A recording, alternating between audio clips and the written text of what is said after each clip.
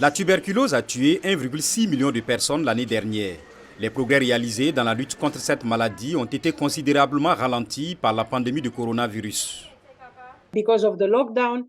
En raison du confinement, du fait que la réponse au Covid a été construite en grande partie sur le travail, l'équipement, les hôpitaux et les dispensaires, ou sur le personnel qui travaillait pour la tuberculose, beaucoup d'entre eux ont été complètement réaffectés à la lutte contre le Covid.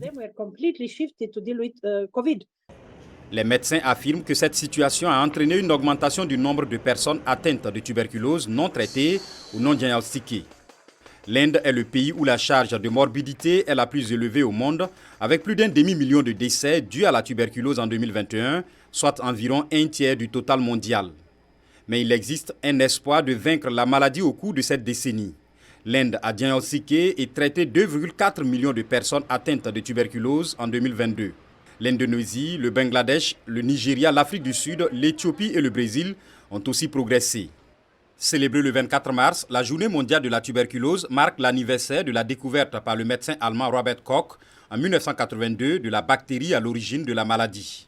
Cette année, le thème est « Oui, nous pouvons vaincre la tuberculose ». L'Inde s'est fixé pour objectif d'éradiquer la tuberculose d'ici 2025. L'Organisation mondiale de la santé s'est fixé un objectif global pour 2030 grâce au diagnostic, au traitement et à la mise au point d'un vaccin plus efficace. Lorsque vous mettez ensemble le fait que nous avons un peu plus d'engagement politique, que nous avons beaucoup de nouveaux outils que nous n'avions pas auparavant, que nous avons la perspective d'un vaccin à venir dans les 2-3 prochaines années, et nous disposons d'une société civile, d'une plateforme communautaire et de réseaux extraordinaires. Cela nous donne beaucoup d'espoir de pouvoir mettre fin à la tuberculose. Mais cela nécessitera un financement plus important, estimé à 230 milliards de dollars sur les 8 prochaines années. Nous sommes convaincus que le monde tentera d'éradiquer la tuberculose et d'être aussi audacieux qu'il l'a été pour le Covid.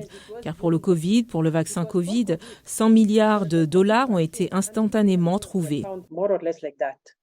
La tuberculose est plus répandue et plus mortelle dans les pays pauvres. Les scientifiques estiment que le manque d'opportunités commerciales a entravé la recherche et le développement de nouveaux médicaments contre la tuberculose. Mais le développement d'un nouveau vaccin permettrait de sauver des millions de vies.